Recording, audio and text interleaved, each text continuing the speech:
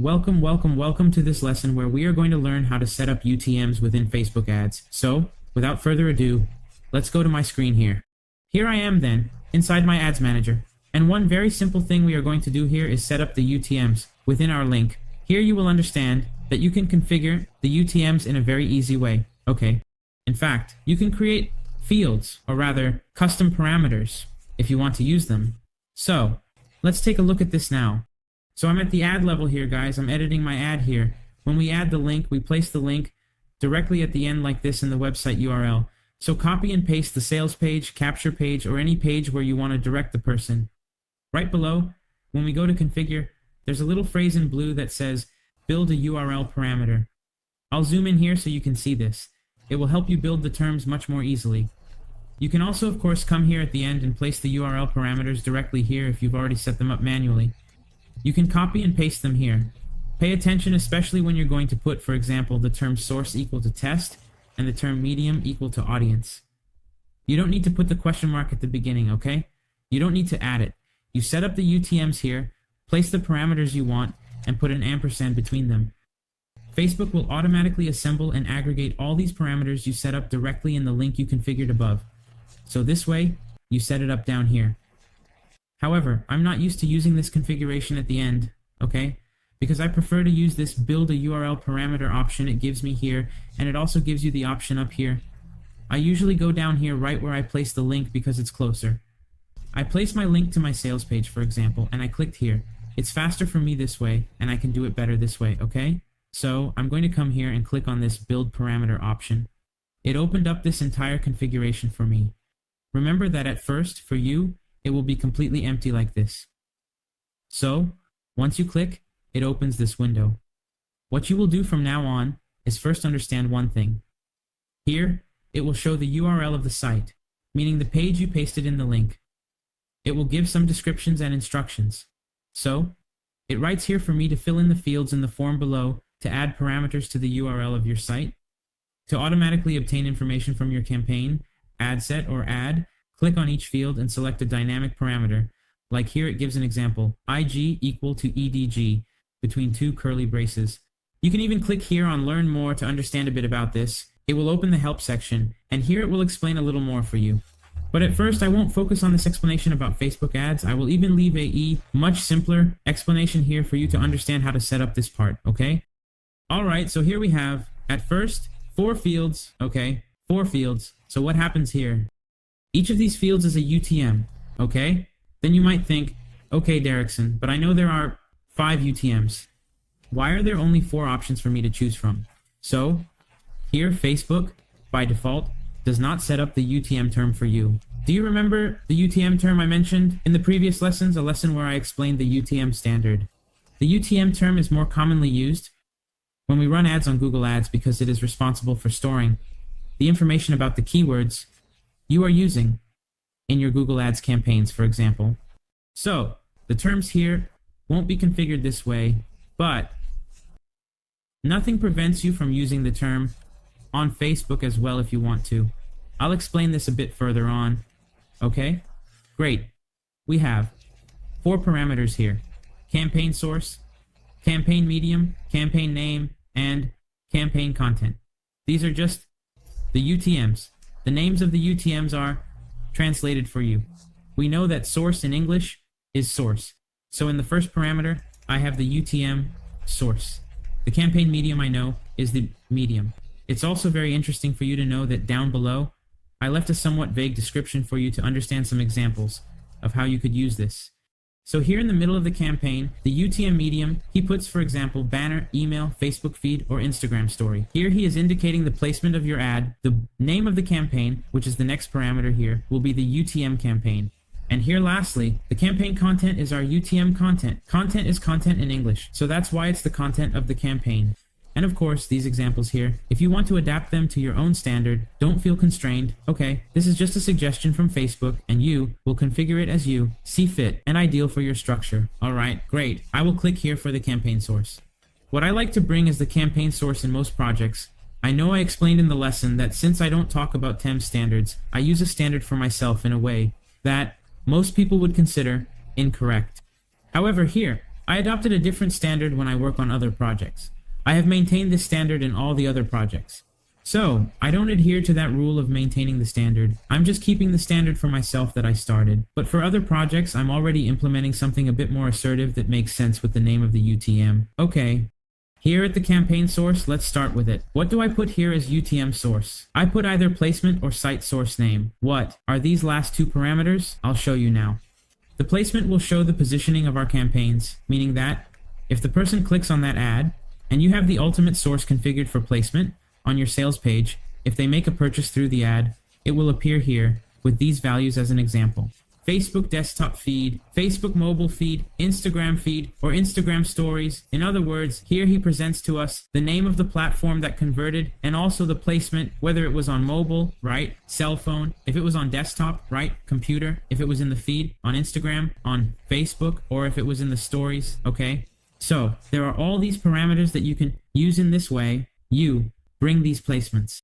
There was a time when Facebook didn't provide that, right? Right after the iOS issue blew up, it stopped showing the marked placements within the Ads Manager. However, there is a catch. He never stopped passing the placements via UTM. So the people who experienced the iOS changes did not suffer from the impact of losing the information about where the placements you are selling come from. Because if you have the placement configured in any of the UTMs, you have had that information available for consultation all along. Okay? The site source name is another standard here, which is another parameter that I provided as an example for you. What it will bring is just an abbreviation, identifying the source platform. In this case, it could come as the value FB, indicating that it is Facebook, IG, indicating that it is Instagram, and indicating that it is the Facebook Audience Network, and MSG, indicating that it is Facebook Message. In other words, it would bring these abbreviations to you as values in the UTMs. It would provide a more specific way. You can come here to the campaign source and put, for example, placement, and then you come here, take this site sorteocinem and place it here later in underline, for example. This way, you would have the passing of both parameters, but I usually only use one parameter in this case, the placement, because it already provides me with detailed positioning and also the platform. But I suggest using these two parameters in the middle of the campaign. I keep the last video as the headset name, which in this case would be the name of my ad set. So here, it even gives the example of headset name plus 7, meaning the name of your ad set. This is how the dynamic parameters work, guys. If I didn't explain it well, this is how it works. By setting it up this way, these dynamic parameters will automatically capture the naming of your ad set and pass it to the theme medium. This is how I am making this configuration. Great! Here is also a very important point. When you set it up here, it gives you this yellow warning. What does this warning mean in summary? Facebook here kindly informs you that you can configure your themes here, and then you can freely change the names of your campaigns and ad sets. However, he warns that there is a catch. These dynamic parameters will always be linked to the original names, meaning the first names you configured. So there will be cases where, if you change the name of the ad set, the campaign, or the ad name later on, it may bring up that updated name, but there will be instances where it will show the original name. Therefore, pay close attention to the naming conventions when creating your ads. If you created an ad and didn't like its name, or if, for example, the name of the ad is still registered as copy and you have already published it, the themes are already set. So, what I suggest for you, considering this warning from Facebook, I suggest that you delete this ad and create it again to ensure you have the correct naming convention and avoid confusion later on with data coming in with strange names that you're not used to. Sounds great then. The campaign name is our next field here. I have parameters related to the campaign. If I type campaign here in English, it brings up campaign ID, which will be the identification number of the campaign or campaign name, which will be the actual name of the campaign. I use the name because it's easier. As I mentioned, you can use an underscore, for example, or a vertical bar here, and also include the other parameter, which would be the campaign ID, to input it this way. You can do that, but I only use the campaign name in this case. For the content of the campaign, I put the ad name. This is the name of my ad. I also have here, as you saw, the ad ID, which is the identification number of my ad. You can pass this ad ID. I'll give you an example here. Thinking long term, if you want to analyze your best-selling ads, if you store the ad ID, you can later make requests within the Facebook API with this ad ID to retrieve information about that ad, such as what the CTA was, what the caption was, what the title was, what the description was, and this way you can analyze if you have in your database all the ads that sold the most. You can make this type of request because you also have the ad ID stored. For example, you can make this request, pull this ad data, feed this data into an AI like ChatGPT for instance, and generate more variations of those best-selling ads in a completely automated way. So here it depends on the criteria. If you also include the ad name and the ad ID, okay. In this case, I'm going to try to include the ID in it. Alright? Awesome. So, when I said that we don't have the UTM term to set up here by default in Facebook ads because this is more related to Google, how do I set up the UTM term? I come here in these custom parameters and notice that there is already one here, which is the SCK. Some sales platforms use the SCK parameter as a primary tracking parameter. Hotmart is one of them, for example. I will get to the point of setting up the SCK, but I will teach you how to add the UTM term parameter in case you want to. You can come here to add a parameter, and in this scheme, you can add as many parameters as you want. It even gives an example here. Facebook has a custom parameter called language, where you pass the value English in it. You also have the option to put dynamic parameters here in Facebook, just like you did earlier. There was a project, and I'll give you another example here so you can understand. There was another project we worked on some time ago where we created a custom parameter called audience. Here we would pass, for example, who we stored in this custom parameter called audience into ActiveCampaign or into an automation where we would take this information and also spreadsheet it. Alright, but this serves as an example for you. But in the case of UTM term, what am I going to do here? I can come here UTM term, type it in, and put a custom parameter like the ID as I mentioned to you earlier. So UTM term will be storing all the IDs of my ads, okay?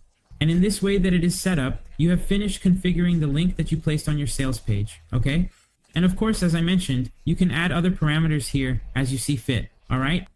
Here I put what my manager was also setting up, which he created the SCK for me. The SCK he placed here encompasses all the dynamic parameters I mentioned to you earlier. This is also a way for you to assemble and pass all this information within a parameter. However, 70 here is one thing. The SCK by default, if we take the example from Hotmart, has an SCK in their documentation that can store from 0 to 255 characters, if I'm not mistaken. So if you come here and have a very long campaign name, a very long ad name, what will happen here? If you encompass all of this, it may be that when you check there on Hotmart, it is incomplete here. In other words, it may be that the campaign name, which is one of the last parameters, got cut off midway because the SCK cannot store a significant amount of information, many characters. It will not store it. It will not accept it. Okay? So, pay attention to this issue before you set up those custom parameters. Take a look at the documentation of your event platform. If you are going to use a parameter related to the event platform you are using, check the documentation, as you need to review those cases. Okay?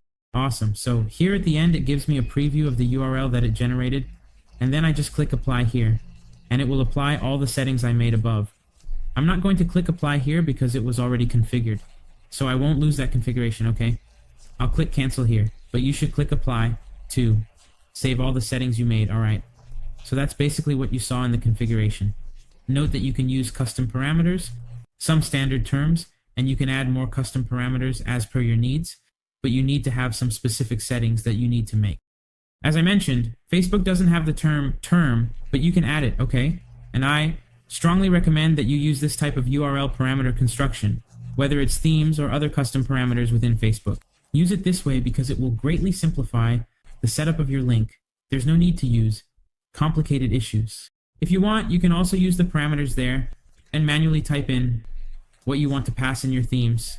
You don't necessarily need to use dynamic parameters for that, but it's up to you. I taught you how to use it and how I use it here in my campaigns. I hope you enjoyed this lesson and see you in the next class.